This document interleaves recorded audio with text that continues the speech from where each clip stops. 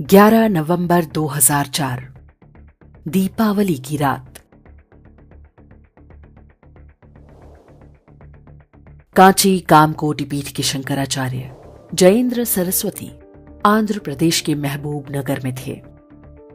वहां पर 2500 वर्ष से होने वाली त्रिकाल पूजा की तैयारियां चल रही थीं। सदियों से इस पूजा को शंकराचार्य ही संचालित करते रहे थे। तभी कुछ ऐसा हुआ जो भारत के इतिहास में पहले कभी नहीं हुआ।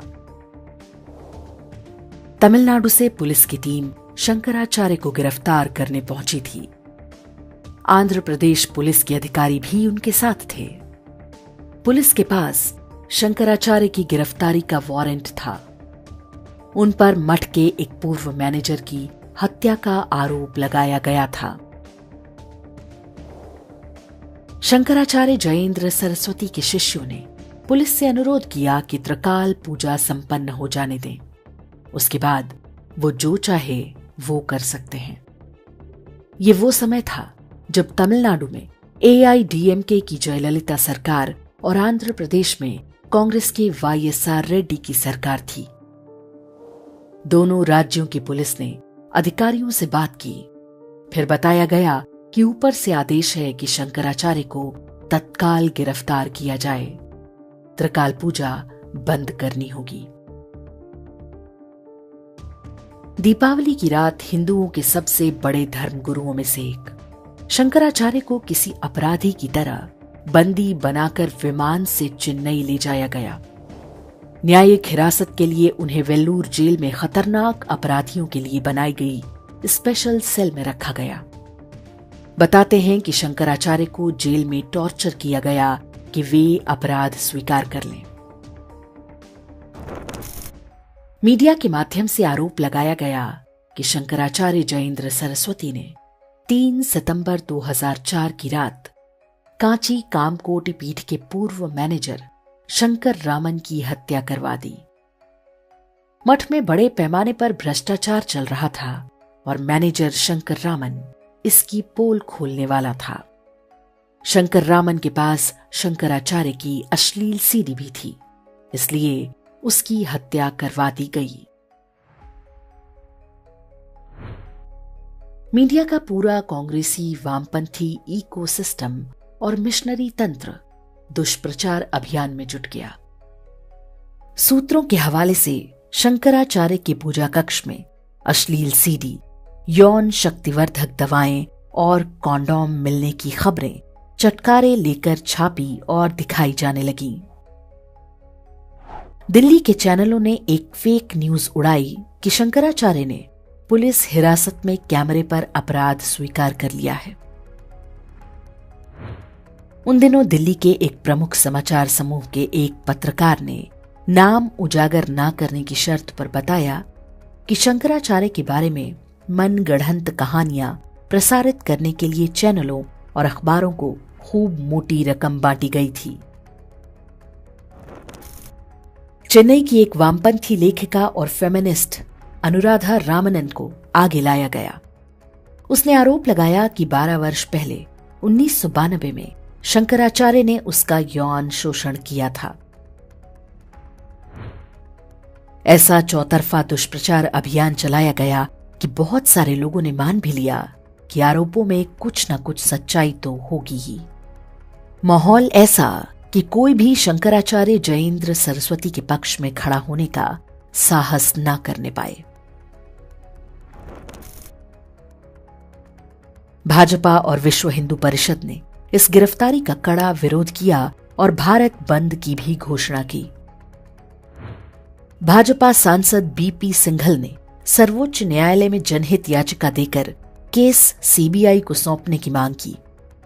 कोर्ट ने ये कहते हुए याचिका अस्वीकार कर दी कि आपका इस मामले से क्या लेना देना है। लेकिन इसी के कुछ दिन बाद जब दिल्ली में पंचर की दुकान चलाने वाले असलम भूरे नाम के व्यक्ति ने अयोध्या में राम मंदिर के विरोध में याचिका दायर की तो उसी कोर्ट ने एक बार भी नहीं पूछा कि तुम्हारा इससे क्या लेना देना है।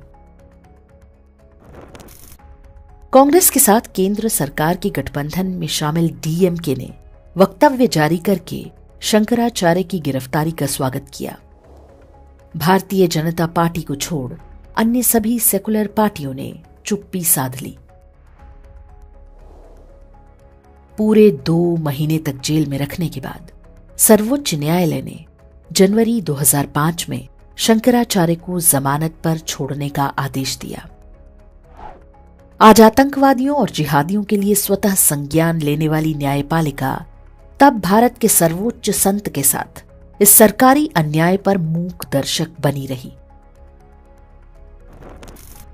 शंकराचार्य को जमानत देते हुए सुप्रीम कोर्ट ने एकमात्र अच्छा काम यह किया कि उनके केस को पौंडीचेरी ट्रांसफर कर दिया गया ताकि न्यायिक सुनवाई निष्पक्ष ढंग से हो सके। पूरे 3 वर्ष बाद नवंबर 2007 में मुकदमा आरंभ हुआ। 6 वर्ष बाद नवंबर 2013 में न्यायालय ने शंकराचार्य जयेंद्र सरस्वती को सभी आरोपों से मुक्त कर दिया।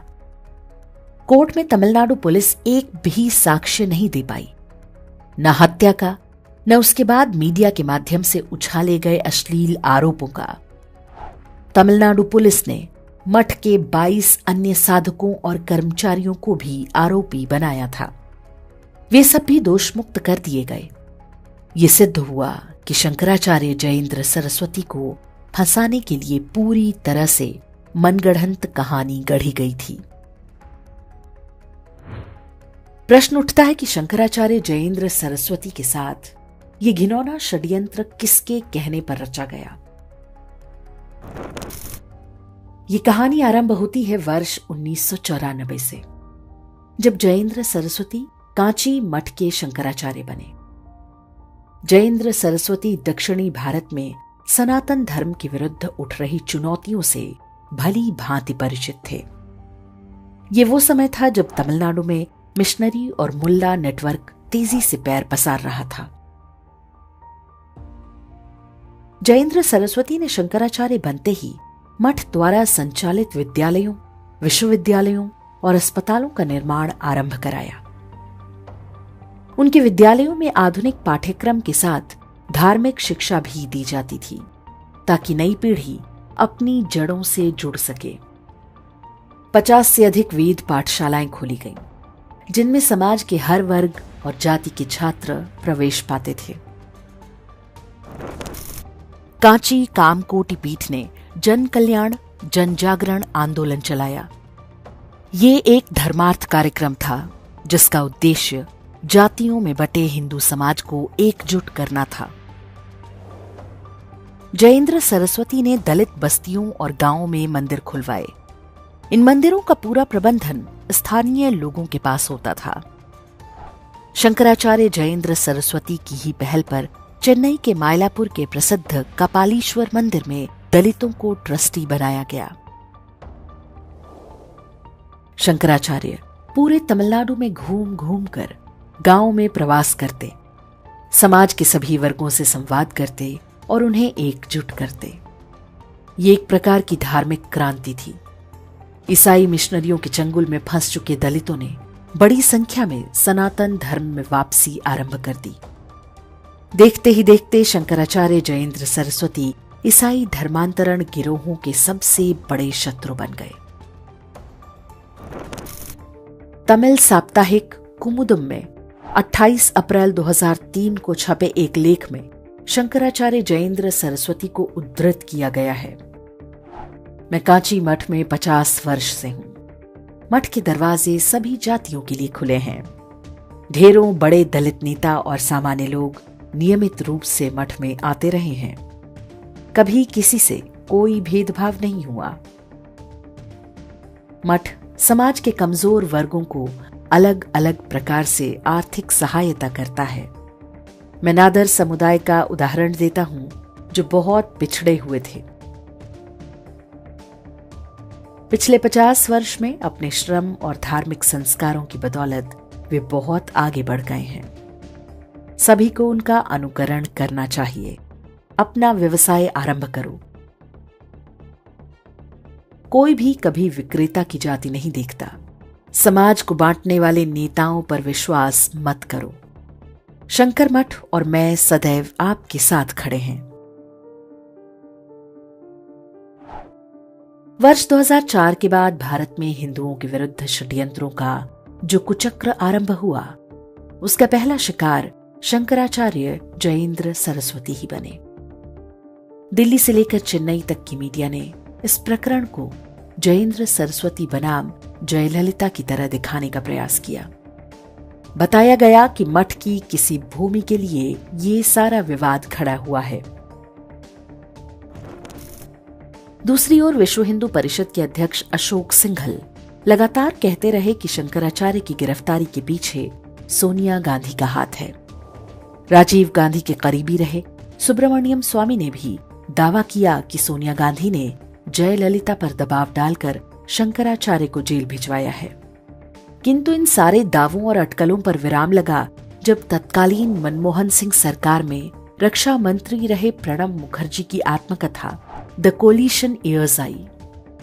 प्रणब मुखर्जी ने इसमें लिखा कि 12 नवंबर 2004 को दिवाली की रात कांची के शंकराचार्य जयेंद्र सरस्वती की गिरफ्तारी से मैं बहुत गुस्से में था। कैबिनेट बैठक के दौरान मैंने गिरफ्तारी के समय की कड़ी आलोचना की और पूछा कि क्या भारत का सेक्युलरिज्म केवल हिंदू साधु संतों तक ही सीमित है? क्या सरकार ईद के दिन किसी मौलवी को गिरफ्तार करने की हिम्मत करेगी? प्रधानमंत्री के तत्कालीन विशेष सलाहकार M.K. नारायणन भी मुझसे सहमत थे। प्रणब मुखर्जी की इस स्वीकारोक्ति से स्पष्ट हो गया कि शंकराचार्य की गिरफ्तारी के पीछे वास्तव में कौन था। यदि जयललिता ने ही शंकराचार्य को गिरफ्तार कराया होता तो प्रणब मुखर्जी जैसा अनुभवी नेता इस पर केंद्रीय कैबिनेट की बैठक में विरोध क्यों व्यक्त करता? जिस तरीके से शंकराचार्य को सेक्स स्कैंडल में फंसाया गया था, उससे स्पष्ट हो गया कि इस पूरे षड्यंत्र के पीछे किसका शैतानी दिमाग था। दक्षिण भारत में ईसाई मजहब के प्रसार के लिए ऐसा करना आवश्यक था और ऐसा ही हुआ भी। वर्ष 2013 में शंकराचार्य जयेंद्र सरस्वती सभी आरोपों से बरी तो हो गए, लेकिन तब तक उनके विरुद्ध षड्यंत्र रचने वाली शक्तियां सफल हो चुकी थीं। धर्मांतरण के विरुद्ध कांची मठ की गतिविधियां ठप हो चुकी थीं। देश भर में हिंदू साधु संतों को आतंकवादी बताकर गिरफ्तार किया जा रहा था। उड़ीसा, छत्तीसगढ़ समेत देश के अन्य राज्यों में धर्मांतरण गिरोहों से लोहा ले रहे संतों और धार्मिक सामाजिक नेताओं को चुन चुन कर निशाना बनाया जा रहा था। जिन्होंने राजनीतिक रूप से आवाज उठाने का प्रयास किया, वे अलग तरीके से दमन का शिकार बने। ये सब कुछ एक व्यापक षड्यंत्र के अंतर्गत हुआ। भारत के इतिहास के उस अंधकार युग का परिणाम है कि आज देश के कई राज्यों में डेमोग्राफी बदल चुकी है और हिंदू अल्पसंख्यक बन चुके हैं। 28 फरवरी 2018 को शंकराचार्य जयेंद्र सरस्वती ने 82 वर्ष की आयु में समाधि ले ली। राष्ट्र और धर्म के लिए बलिदान देने वालों की लंबी सूची में उनका भी नाम जुड़ गया। शंकराचार्य के विरुद्ध षड्यंत्र में शामिल जितने भी नाम हमने लिए, उनमें से अधिकांश का बहुत बुरा अंत हुआ। जो विदेशी महिला इस पूरे खेल की असली सूत्रधार थी, ईश्वर उसके पापों का हिसाब भी अवश्य ही करेंगे। शंकराचार्य जयेंद्र सरस्वती ने जो संघर्ष आरंभ किया था, वो अभी समाप्त नहीं हुआ है। उसे आगे बढ़ाने का उत्तरदायित्व हर भारतीय पर है। षड्यंत्रकारी मजहबी शक्तियां दिनों दिन फैल रही हैं। इस युद्ध को हम लड़ें और उन्हें पराजित करें। हमारे भविष्य के लिए अपना सर्वस्व त्याग करने वाले संतों को यही सच्ची श्रद्धांजलि होगी।